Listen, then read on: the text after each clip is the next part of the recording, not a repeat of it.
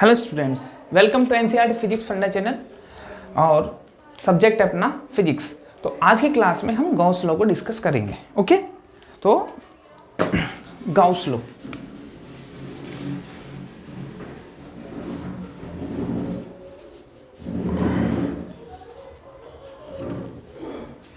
तो ध्यान से देखिए, गाउस लॉ क्या था कि गाउस लॉ क्या काम करता है वो देखिए।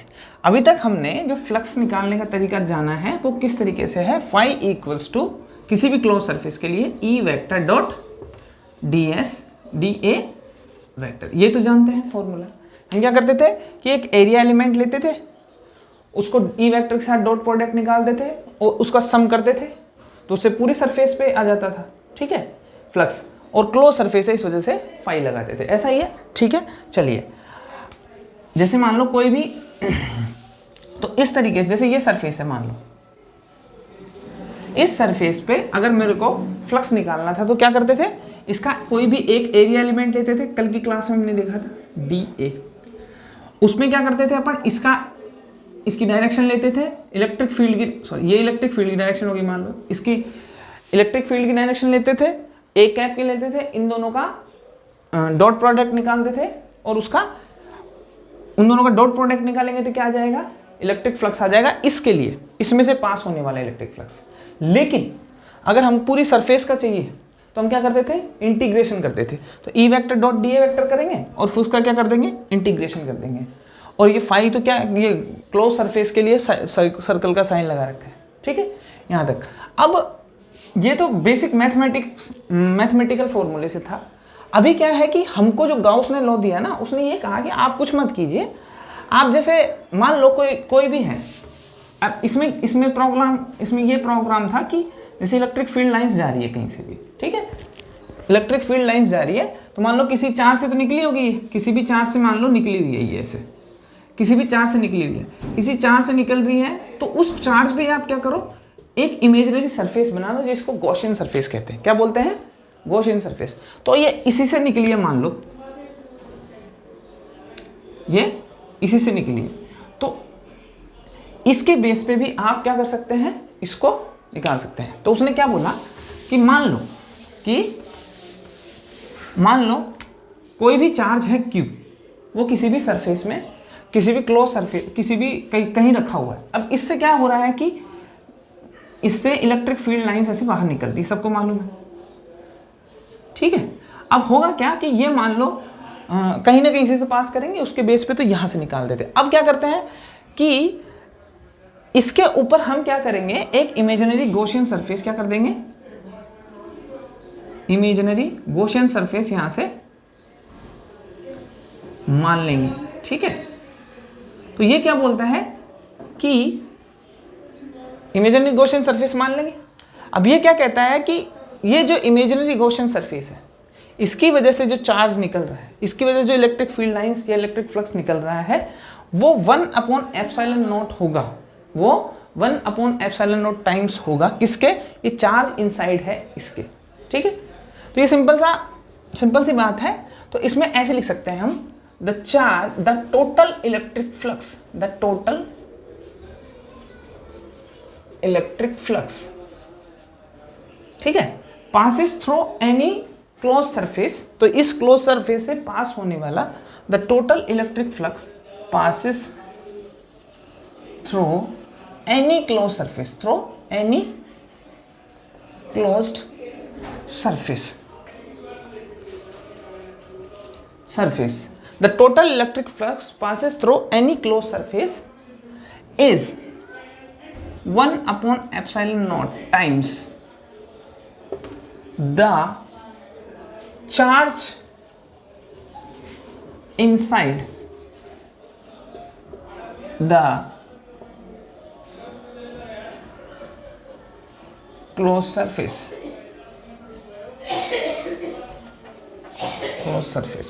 ठीक है।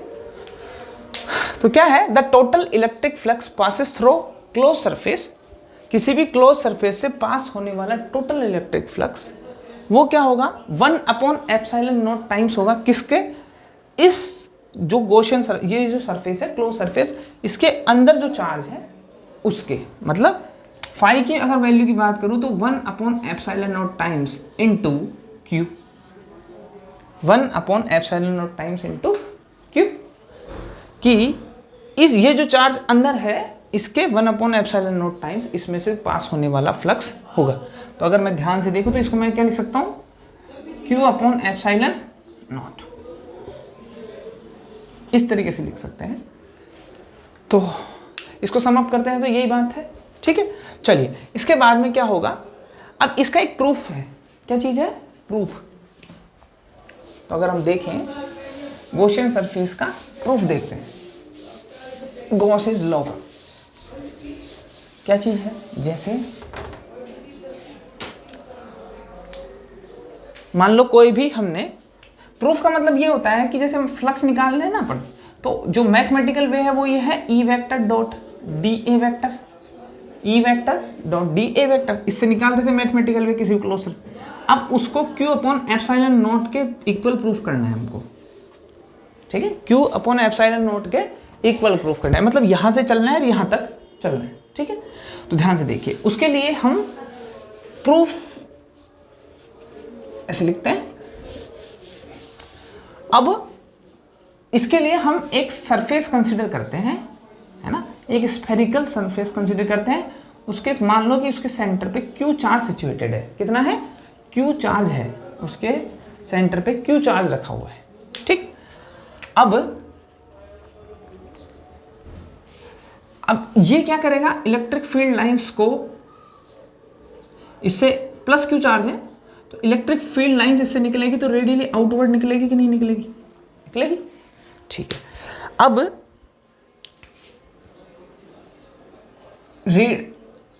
इलेक्ट्रिक फील्ड लाइंस इस तरीके से निकल रही है, मान लिया अपन, ठीक है। और ये इलेक्ट्रिक फील्ड लाइंस निकलती है तो इन्हीं को तो बाद में हम क्या बोलते हैं, इलेक्ट्रिक फ्लक्स बोलते हैं। क्या बोलते हैं, इलेक्ट्रिक फ्लक्स। अब ध्यान से अगर हम देखें तो ये जो केस है, यहां पे मैं एक एरिया एलिमेंट कंसीडर कर रहा हूं, छोटा सा, क्या कर रहा हूं, छोटा सा एरिया एलिमेंट कंसीडर कर रहा हूं DA, इसकी सरफेस पे। ये जो सरफेस है ये इस तरीके से, यहां कहीं मैं एक एरिया एलिमेंट कंसीडर कर रहा हूं DA।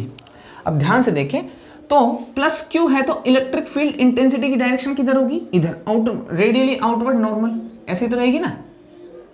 तो इसकी डायरेक्शन इससे किधर रहेगी, इधर रहेगी। ये तो बात पहले से मालूम होनी चाहिए, रेडियली आउटवर्ड रहती है। अब ये DA वेक्टर है, ये इस तरीके से सर्कुलर है तो इसकी डायरेक्शन किधर रहेगी, इसकी भी इधर ही रहेगी। तो A कैप की जो डायरेक्शन है, एरिया वेक्टर की जो डायरेक्शन है वो भी इधर रहेगी, ठीक है। यहां तक समझ में आता है आपको, अच्छा।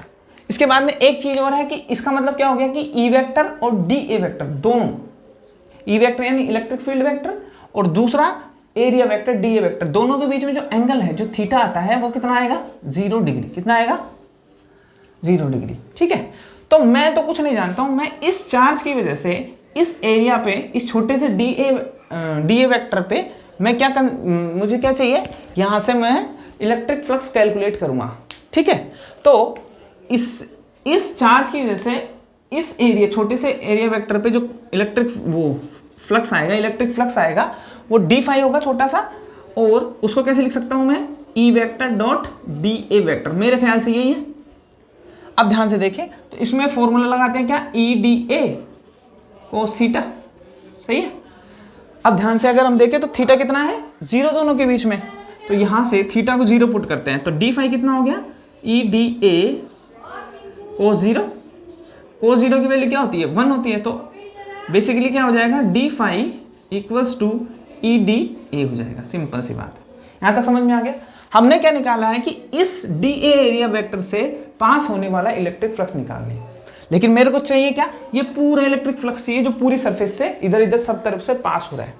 तो क्या करेंगे, इसका हम इंटीग्रेशन कर देंगे। क्या कर देंगे, इंटीग्रेशन कर देंगे। तो यहां लिखेंगे both side integration,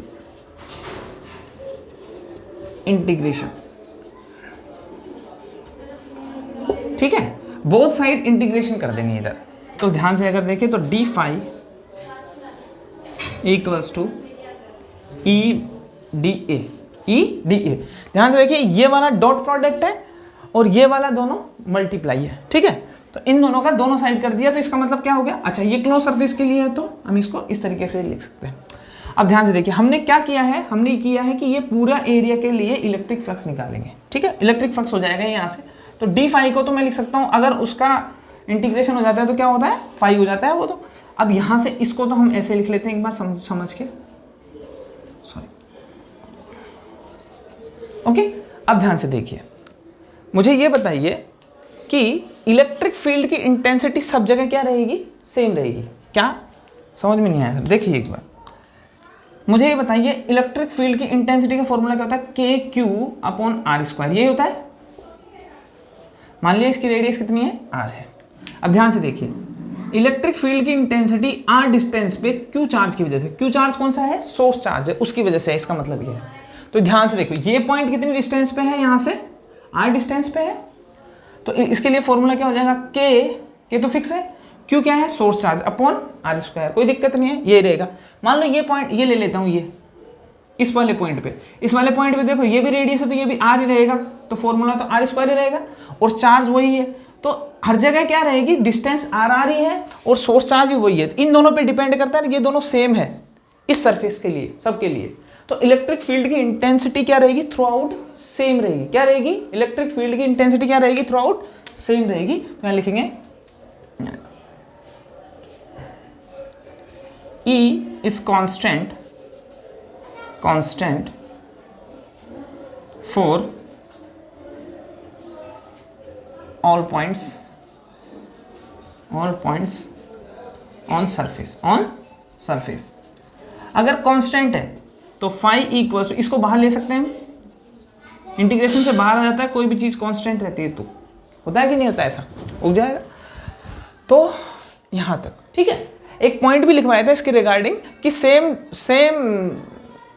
distance, source charge से सेम डिस्टेंस पे जितने भी पॉइंट रहेंगे उनकी इलेक्ट्रिक फील्ड की इंटेंसिटी, वहां पे इलेक्ट्रिक फील्ड की इंटेंसिटी सेम रहती है। जब इलेक्ट्रिक फील्ड की इंटेंसिटी पढ़ाया था तब, है ना, तो उस हिसाब से सेम रहेगी तो कांस्टेंट हो जाएगा, कांस्टेंट हो गया तो बाहर निकल आएगा, ठीक है।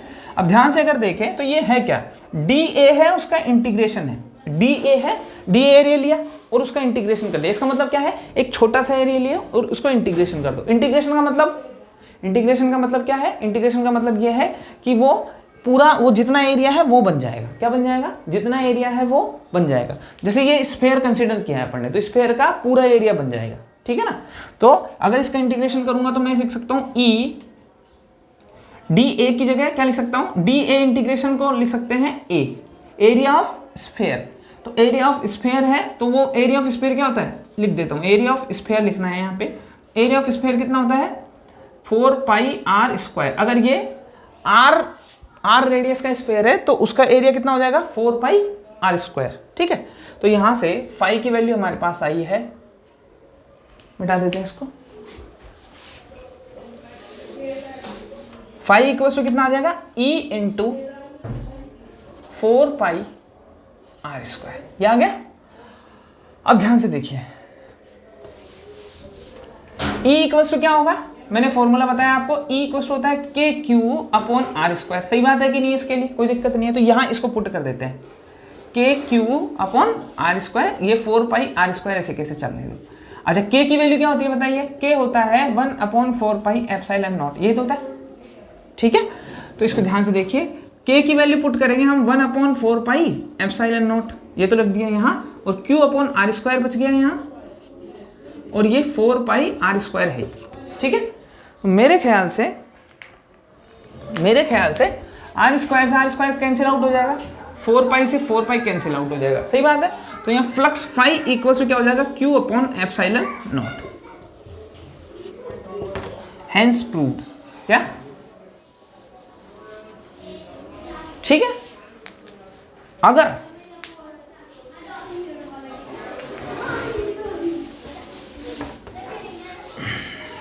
क्यू अपॉन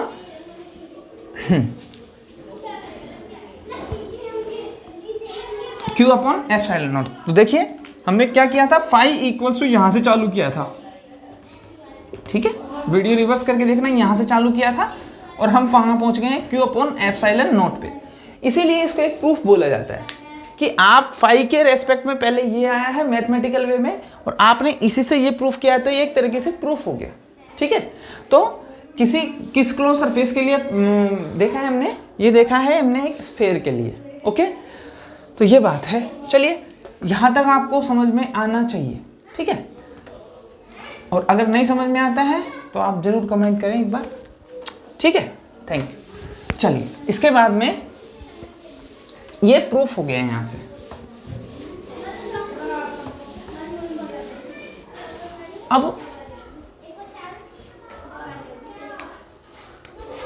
अब कुछ इंपॉर्टेंट पॉइंट्स हैं, इंपॉर्टेंट पॉइंट्स क्या है, गॉस लॉ से रिलेटेड कुछ इंपॉर्टेंट पॉइंट्स हैं। तो ये कहता है क्या कि गॉस लॉ को किसी भी क्लोज सरफेस के लिए लगाया जा सकता है, उसकी शेप और साइज डिपेंड नहीं करती है। क्या, Gauss law is valid for any close surface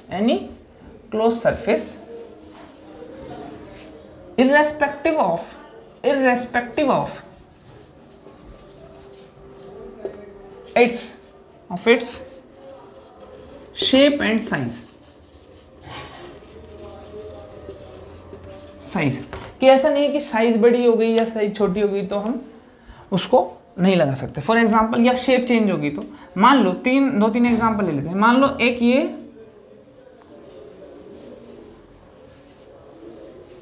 है, एक क्यूब है जिसके सेंटर पे कोई क्यू रखा हुआ है। एक दूसरी सरफेस ले लेते हैं, ये वाली, ठीक है, इससे थोड़ी बड़ी भी है, ये कोई स्फेयर है, इसके सेंटर पे भी क्यू रखा हुआ है, और ये कोई आर्बिट्रेरी क्लोज सरफेस है जिसके सेंटर पे भी क्यू रखा हुआ है। सेंटर कोई जरूरी नहीं है, अंदर होना चाहिए, ठीक है, अंदर होना चाहिए, ठीक है। तो इन सब के लिए अगर मैं फ्लक्स की वैल्यू कैलकुलेट करूं तो फाई इक्वल टू क्या हो जाएगा, क्यू अपॉन एप्सिलॉन नॉट, ये तो होगा, charge divide by epsilon naught, ठीक है। और यहां भी फाई 1 मान लेते हैं, phi 2 charge divide by epsilon naught और charge divide by epsilon naught, ठीक है।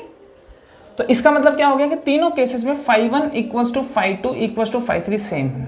तो यहां देखिए शेप भी चेंज करी है मैंने और साइज भी चेंज करी है, बट उससे कोई मतलब नहीं है। तो अगर कभी भी क्वेश्चन में ये खाली बस अंदर वाले चार्ज भी डिपेंड करती है, अगर अंदर वाला इसके चार्ज अलग हुआ तो वो चेंज हो जाएगा, ठीक है, अंदर वाले चार्ज पे। यहां तक समझ में आता है आपको।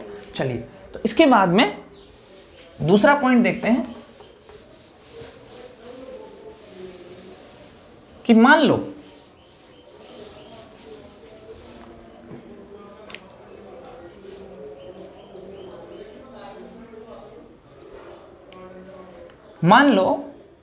कि कोई ऐसी सरफेस है, कोई भी सरफेस है ऐसी जिसके अंदर एक से ज्यादा चार्जेस हैं। फॉर एग्जांपल जैसे ये प्लस Q1 है, ये माइनस Q2 है, प्लस Q3 है और ये माइनस Q4 है, ऐसे समझ लो। तो ये कोई भी सरफेस है। अच्छा, एक ये मान लो प्लस Q5 है और माइनस Q6 है, ठीक है, ऐसा समझ लो। अच्छा, प्लस माइनस कुछ भी लिख सकते हैं, एग्जाम्पल है। तो इसमें जो चार्ज हो, जो इलेक्ट्रिक फ्लक्स होगा इसकी वजह से, जो टोटल इलेक्ट्रिक फ्लक्स होगा केवल और केवल इस गॉसियन, ये जो क्लोज सरफेस है इसके अंदर वाले चार्जेस के एल्जेब्रिक सम की वजह से होगा, ठीक है ना। ध्यान से देखिए, the total electric flux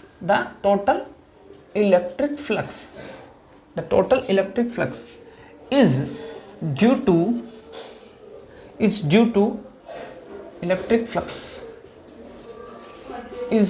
to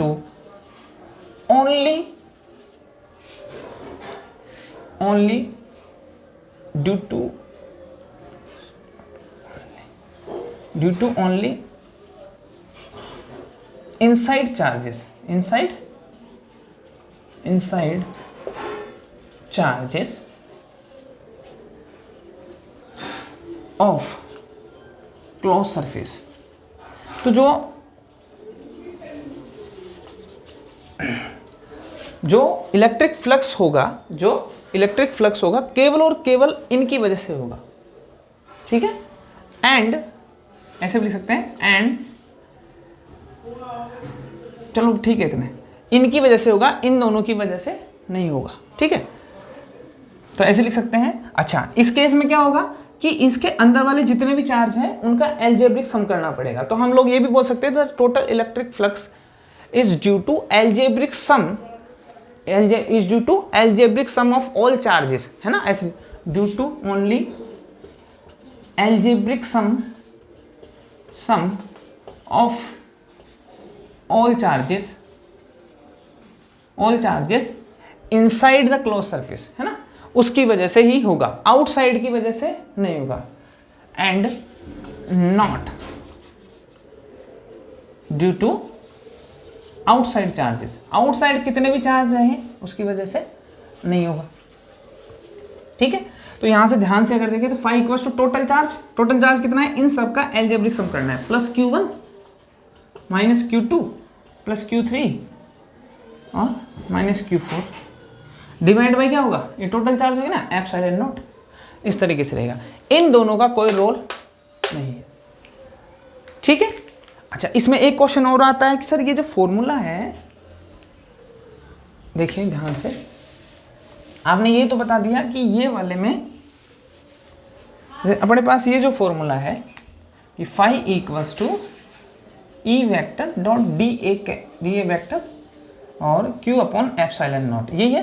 तो यहाँ जो ये चार्ज है ये तो इनसाइड द क्लोज सरफेस है, क्या है, इनसाइड द क्लोज सरफेस है। लेकिन आप मुझे ये बताइए कि ये भी क्या, ये जो इलेक्ट्रिक फील्ड निकलेगा वो अंदर वाले चार्जेस की वजह से ही होगा, ऐसा नहीं है। मान लो कोई बाहर भी कोई चार्ज है, कोई चार्ज है, उसकी वजह से भी इलेक्ट्रिक फील्ड है, तो उसको भी हम कंसीडर करेंगे। तो ये it is due to both either close inside charges और आउटसाइड चार्जेस, ठीक है। तो अगर मान लो ये इन दोनों से जो भी इलेक्ट्रिक फील्ड लाइंस निकलेगी ना, सब जगह से निकलेगी, वो तो इनसे भी निकलेगी कुछ, ठीक है। तो इलेक्ट्रिक फील्ड तो आउटसाइड वालों से भी कंसीडर होगा, बट जो ये चार्ज लेना है ये अंदर वाला ही लेना है इस क्लोज सरफेस के, ठीक है, ये ध्यान रखना, ठीक है। इसके बाद में 2 पॉइंट हो गए, इसके बाद में 1-2 पॉइंट और है, उसको देखिए। थर्ड पॉइंट क्या चीज है,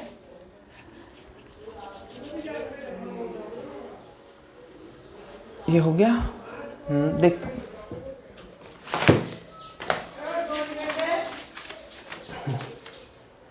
अच्छा, इसमें थोड़ा सा एक चीज और देख लीजिए कि जो गॉसियन सरफेस है उसके बारे में हम देखेंगे।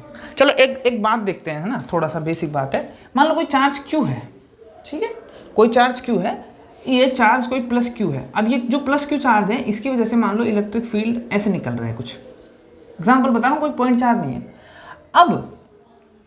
अब मेरे पास यहाँ कोई क्लोज सरफेस है, ऐसा कोई भी क्लोज सरफेस है, तो इसमें से पास होने वाला इलेक्ट्रिक फील्ड निकालने के लिए मुझे क्या करना पड़ेगा, यहाँ एक एरिया वेक्टर लेना पड़ेगा, है ना, जिससे इलेक्ट्रिक फील्ड ऐसे जाएगा, डी ए वेक्टर ये होगा, दोनों को कैलकुलेट करके फाई निकालेंगे, ऐसे तो निकालते हैं, ठीक है।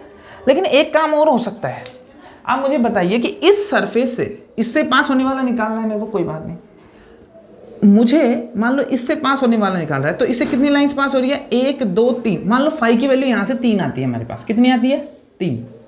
तो मान लो ये अगर ये चार्ज बाहर की साइड है इससे और इलेक्ट्रिक फील्ड लाइंस ऐसे आ रही है, तो मुझे जो फॉर्मूला लगाना पड़ेगा वो ये लगाते हैं अपन, ध्यान से अगर देखें तो ये वाला। लेकिन इसका एक तरीका और है जिसी को गॉस लॉ बोला अपन ने। उसने क्या बोला, तू इसको मत निकाले, मुझे मालूम नहीं है, तू इसको मत निकाले। तो क्या करें सर, आप ये करो, इससे पास होने वाले की टेंशन मत लो, कैलकुलेशन आप तो क्या करो कि इसको बंद कर दो, इसमें एक इमेजिनरी सरफेस ले लो जिसको गॉसियन सरफेस कहते हैं। क्या बोलते हैं, गॉसियन सरफेस। अब अगर ध्यान से देखें तो इससे कितनी इलेक्ट्रिक फील्ड लाइंस पास हो रही है, 3। तो यहां भी तो फाई इक्वल टू 3 आ रहा है, मतलब जो यहां से पास करेंगे ना इस इमेजिनरी गॉसियन सरफेस से, वही इस दूसरे वाली जिसपे हमको कैलकुलेट करना है, जिससे हमको कैलकुलेट करना है उससे पास करेंगे। इसका मतलब इससे अगर इससे पास होने वाला फ्लक्स निकाल लूं तो वही इसमें जाके ट्रांसफर हो रहा है। तो इससे पास होने वाला अगर सरफेस निकाल लूँ मैं, इससे पास होने वाला इलेक्ट्रिक फ्लक्स निकाल लूँ, तो इससे पास होने वाला भी पता लग जाएगा, क्योंकि इसमें भी फाई इक्वल टू 3 है और यहाँ भी फाई इक्वल टू 3 हो रही है। तो इसके लिए क्या हुआ कि यहाँ पे बस हमको चार्ज मालूम है। अब ये जब बाहर रहता है ना ऐसे, इस सरफेस से जैसे बाहर, तो हमको चार्ज का पता नहीं रहता है, इस वजह से हमको ये वाला फॉर्मूला लगाना पड़ता है। लेकिन अगर हम ऐसा कर लें कि यहाँ पे एक इमेजिनरी सरफेस बना दे, उस पर गॉस लॉ लगा दे, तो हमको इलेक्ट्रिक फ्लक्स का मालूम लग जाएगा। तो ये बात बहुत इंपॉर्टेंट है। इसके लिए जरूरी है गॉसियन सरफेस होना। क्या होना? गॉसियन सरफेस होना। तो गॉसियन सरफेस क्या है बेसिकली? तो गॉसियन सरफेस क्या है? किसी भी चार्ज के अराउंड हम अगर कोई सरफेस, इमेजिनरी सरफेस बना दे, उसके इलेक्ट्रिक फ्लक्स को कैलकुलेट करने के लिए, तो उसको क्या बोलेंगे हम? Gaussian surface. क्या बोलेंगे? Gaussian surface. तो हमको जिस चार्ज की वजह से हमको इलेक्ट्रिक फ्लक्स निकालना होता है, उसके चारों तरफ हम क्या कर देते हैं? गॉसियन सरफेस एक इमेजिनरी बना लेते हैं। ठीक है, तो उसको गॉसियन सरफेस कहते हैं। अब ये सिलेंड्रिकल भी हो सकती है ना, ये सिलेंड्रिकल भी हो सकती है और ये स्फेरिकल भी हो सकती है, पर ऐसी होनी चाहिए कि जिससे सिमेट्री हो और उसका कोई फॉर्मूला हो, जैसे सिलेंड्रिकल हो गया, स्फेरिकल हो गया, जिसको अच्छे से हम कैलकुलेट कर पाए। ठीक है, तो ध्यान से देखिए, समझिए इस बात को। वापस समझाता हूँ एक बार। Gaussian surface is an imaginary surface, है ना, लिखिए Gaussian surface is an imaginary surface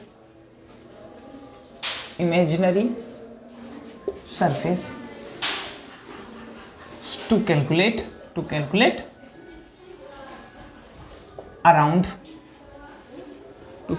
electric flux around any charge, किसी भी चार्ज के अराउंड होती है। ठीक है, यहां तक समझ में आना चाहिए आपको। तो ये एक इमेजिनरी सरफेस होगी जिसको हम कंसीडर करेंगे, क्योंकि हमारे पास हर जगह तो ऐसा है नहीं कि हम हर जगह निकाल सकें। तो इसमें थोड़ा सा कंफ्यूजन हो सकता है, लेकिन आप इसको जितना हो सकता है उतना कीजिए। बाद बाकी ये स्टेटमेंट तो आपको याद करना है। ठीक है, चलिए इसके बाद में ये गॉसियन सरफेस के बारे में कुछ बातें हैं, उसको ध्यान से देखिए।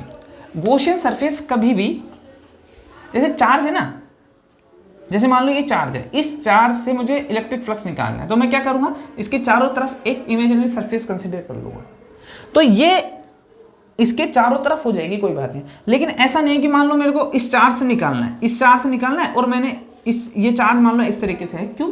तो इसको ऐसे इससे पास करवा कैसे कर दिया? नहीं, मतलब इसकी सरफेस पे नहीं आना चाहिए। तो गॉसियन सरफेस का मतलब यह है कि गॉसियन सरफेस कभी भी डिस्क्रीट चार्ज से पास नहीं होना चाहिए। डिस्क्रीट मतलब अलग थलग पड़े हुए चार्ज से पास नहीं होना चाहिए। यानी आपने गॉसियन सरफेस इसके ऊपर ही बना दी। ठीक है, तो चार्ज हमेशा इनसाइड द गॉसियन सरफेस आना चाहिए। ठीक है, तो यहां लिखेंगे Gaussian surface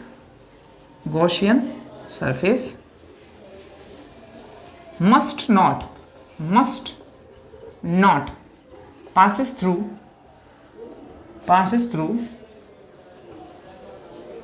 any discrete charge।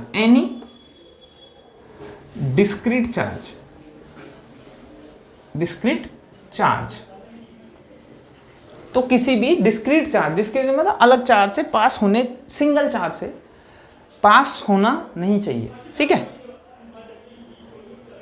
क्यों? ये समझ में आया? अच्छा, क्यों?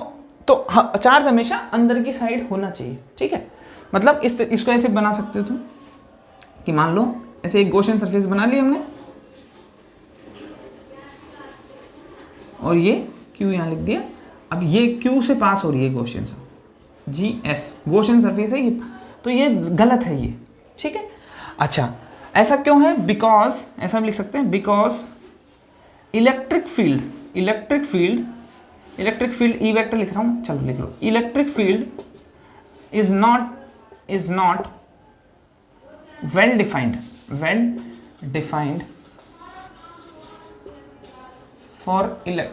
For discrete charge. किसी भी डिस्क्रीट चार्ज के लिए इलेक्ट्रिक फील्ड अच्छे से डिफाइंड नहीं होता है, इसलिए हम क्या करेंगे? कभी भी गॉसियन सरफेस को चार्ज से, किसी भी चार्ज के अंदर होके पास नहीं करेंगे। ठीक है, तो गॉसियन सरफेस के बारे में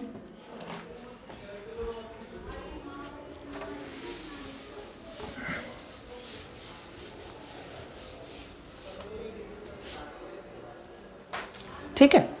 और ये हमेशा ऐसी जगह लगाना है जहाँ पे सिमेट्री हो, ठीक है। तो लिख सकते हैं इस बात को, this law, Gauss law, this law more effective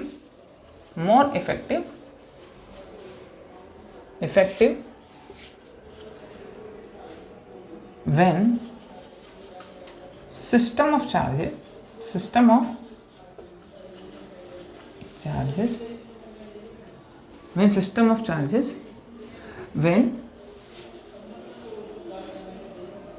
हाँ सिस्टम ऑफ चार्जेस लिख लीजिए या चार्ज लिख लीजिए, system of charges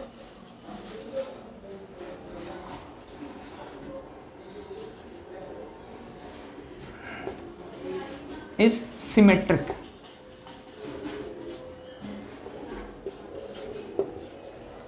Have symmetry.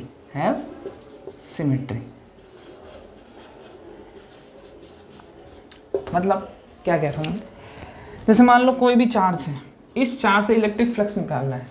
ये दो चार्ज है, एक प्लस क्यू है, एक दूसरा भी 2q है प्लस क्यू, इनसे चार्ज निकालना है।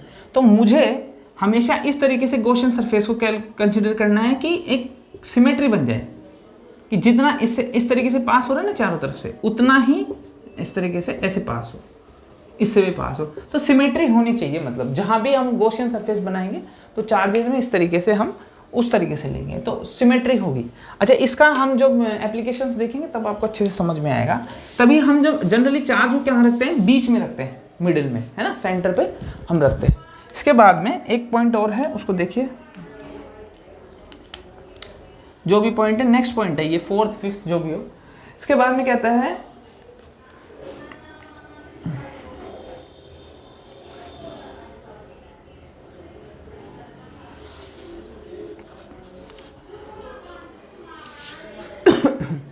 अच्छा, इसके बाद में ध्यान से सुनिए, जैसे कोई भी क्लोज बॉडी है, ठीक है, कोई भी क्लोज बॉडी है, एग्जांपल दिस, एक कोई भी क्लोज बॉडी है, उसमें कोई चार्ज रखा हुआ है Q, ठीक है, उसकी वजह से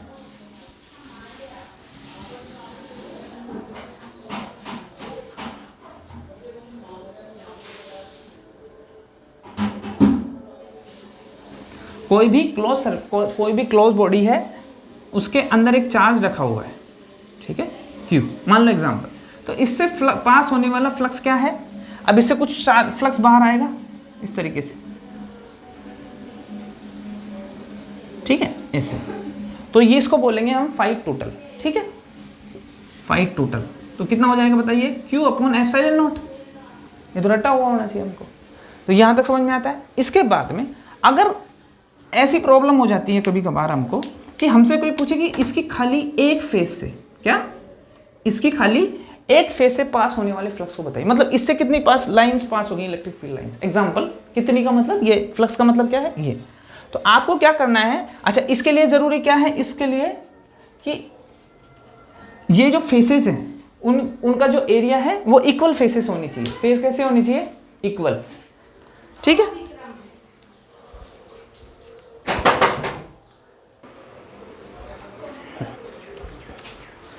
तो क्या बात कर रहे थे हम कि फाइट टोटल होगा, वहाँ क्या, यहाँ क्या होगा, Q अपॉन एप्सिलॉन नॉट होगा, ठीक है, इस पूरे उसके लिए, ठीक है।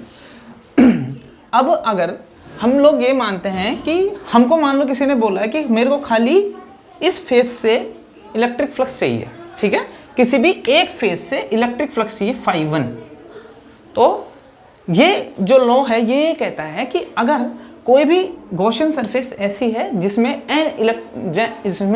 n इक्वल फेसेस है, n number of equal faces है, मतलब जितने भी फेसेस हैं वो सब क्या है, इक्वल है, मतलब जितना इसका एरिया है उतना इसका एरिया है, जितना इसका एरिया है उतना इसका एरिया है। तो जो किसी भी एक फेज से पास होने वाला इलेक्ट्रिक फ्लक्स होगा वो 1/n टाइम्स होगा जो टोटल इलेक्ट्रिक फ्लक्स पास हो रहा है उससे। मतलब ∅1 अगर मान लो अपन निकालते हैं तो 1/n टाइम्स, जितनी फेसेस है 1/n इंटू ∅ टोटल, जितना टोटल फेसेस से इलेक्ट्रिक फ्लक्स पास हो रहा है इसको 1/n n से मल्टीप्लाई कर देंगे, ठीक है। तो इसको इस तरीके से लिख सकते हैं phi 1 equals to phi total divide by n। अगर सिंपली बात करें तो अगर हमको किसी भी एक फेज से इलेक्ट्रिक फ्लक्स निकालना है तो जो टोटल फ्लक्स पास करेगा ना इस सरफेस से वो डिवाइड बाई n। तो हम इसमें अगर फाई टोटल की जगह ये लिख दे तो फाई टोटल की जगह q अपॉन एप्सिलॉन नॉट लिख दूं डिवाइड बाई n, तो ये हो जाएगा q upon n epsilon not. ये इसको वैसे भी लिख सकते हैं, ठीक है। तो इसको अगर हम लोग रिटर्न में देना चाहें तो रिटर्न में ले लीजिए if any Gaussian surface Gaussian surface have equal n faces, ठीक है। कि अगर कोई भी ऐसी Gaussian surface है जिसमें n number of equal surfaces हैं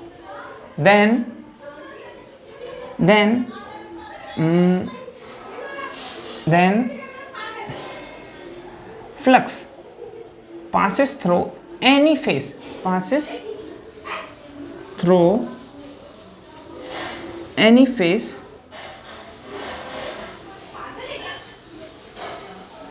is 1 upon n times total electric flux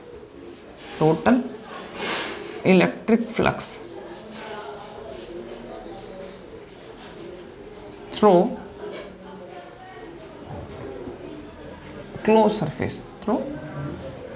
closed Gaussian surface,